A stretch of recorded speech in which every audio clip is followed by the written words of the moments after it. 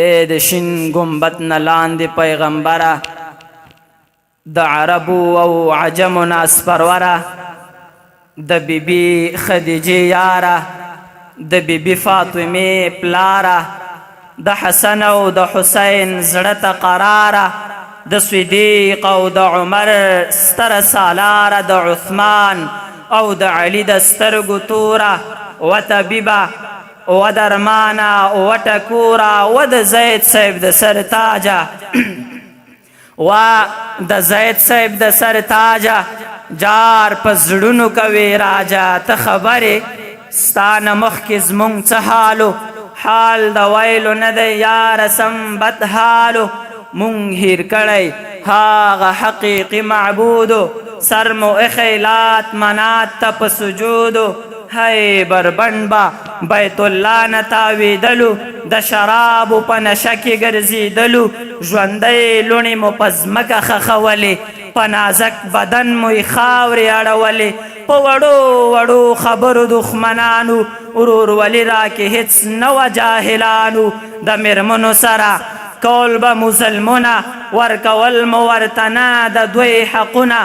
لنډه دا چې جهالت په مونږ کې خپورو، لعنتي ابلیس مو تل په اوږو سپورو. صدقه دې شم په خیر راغلې جانانه، انسان تا جوړ کړ په اصل کې انسانه. چا نه جوړ دې کړ صدیق په لر او بر کې، هم سفری دې اوسم او هم په غر کې. څوک فاروق شو څوک سخي شو، پهلوان په صحابو کې علی شو. ابو جهل ستا خلاف شو لعنتی شو، حبشي بلال چې ستا شو جنتی شو. سبحان الله جواب خورا گئی لگ پشو. سبحان الله مزه مو نشته نو دا کونج نه غږ نه راځي. سبحان الله. ابو جهل ستا خلاف شو لعنتی شو، حبشي بلال چې ستا شو جنتی شو. خالد ستا اطاعت وکړ سیف الله شو، ابو لهب چې ته پرېښودې تباه شو. بس چې ونیوله چا هم ستا لمنه، په دارینو کې نامه شوه قدرمنه. تا په مونږه باندې کړي احسانونه، زمونږ لپاره دې تیر کړي تکلیفونه. ماشومتوب کې هم زمونږ غم در سره و، زلمیتوب کې هم زمونږ غم در سره و. د معراج په شپه دې هم مونږ رب ته یاد کړو، بیا چې راغللې دنیا کې دې آباد کړو.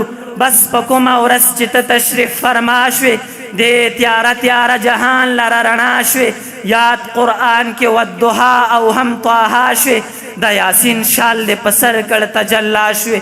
و د خپل امت غمخواره محترمه، در نظار شم محمد نبی اکرمه. ټول وجود مې نظرانه شه درنه یاره، ورونه خویندې هم مې مور او هم مې پلاره. عبدالله پاچا در وغواړه جانانه، ستا مین دی ډېر ځورېږي له هجرانه. ستا مین دی ډېر ځورېږي له هجرانه. له توجه مو یوه نړۍ مننه.